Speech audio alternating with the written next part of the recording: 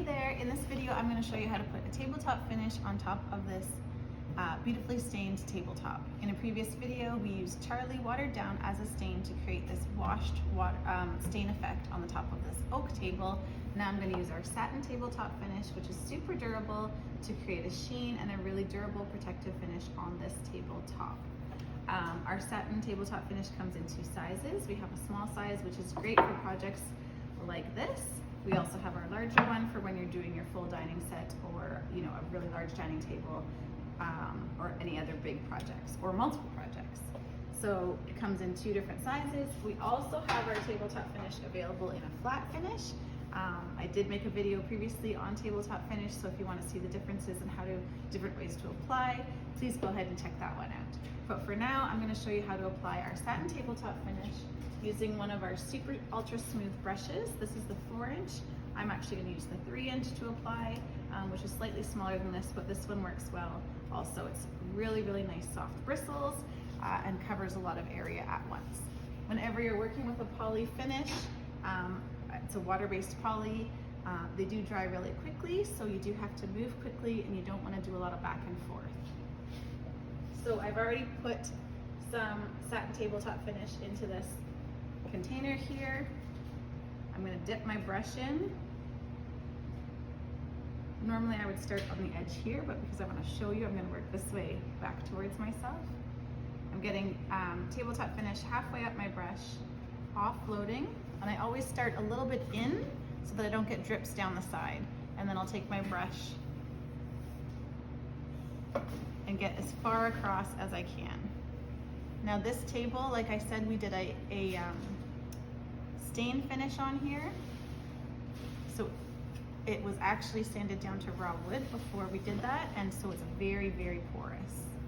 So the stain, the satin tabletop finish is going to dry even faster on here than it would on another project because it has so much, it's such a porous finish. And I'm just taking my brush, as you can see, and barely holding it and just gliding it across after I've got the tabletop finish applied right across. Does that make sense?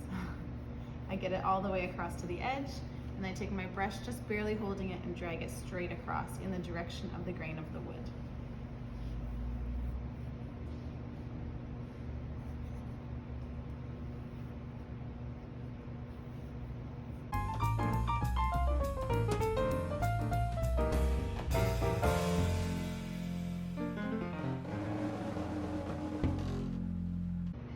Okay, so just as I'm finishing up the table here, I will go around and do that lip edge as well.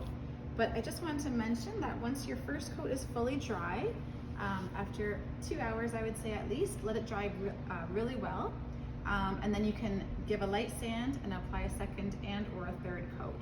For a tabletop that's going to be used daily, we like to do 3 coats, just to give it, make sure it's got a super durable protection on it. Sometimes your first coat, once dry, may look a little bit uneven.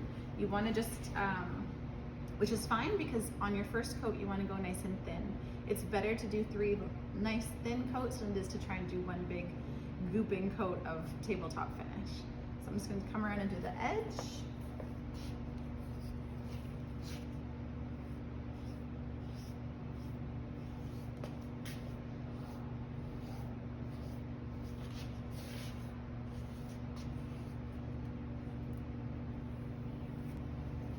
And so I'll carry that along, of course, all the way around.